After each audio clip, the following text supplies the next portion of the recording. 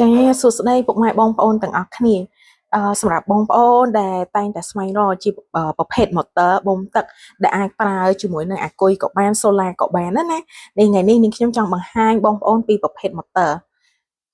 ខ្នាតតូចដែលអាចប្រើជាមួយនឹងអាគុយក៏បាន solar ក៏បានអញ្ចឹងនេះសម្រាប់ motor នេះគឺកម្លាំងវា12 វ៉ុលណាកម្លាំងវា12 វ៉ុលដល់24 វ៉ុលចឹងសម្រាប់ការប្រើប្រាស់ជាមួយនឹងអាគុយបងប្អូនមានត្រឹមតែអាគុយម៉ូតូឬមួយក៏អាគុយឡានរបស់បងប្អូនហ្នឹងគឺប្រើបានទេ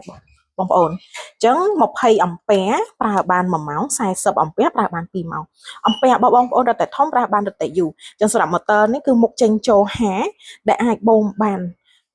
ជំរឿរហូតដល់ទៅ8ម៉ែត្រហើយបូមទឹកបាន7ម៉ែត្រគីបក្នុង1ម៉ោងអញ្ចឹងឃើញទូចចេះហេប៉ុន្តែបូមបានខ្លាំងមែនតើអញ្ចឹងសម្រាប់បងប្អូន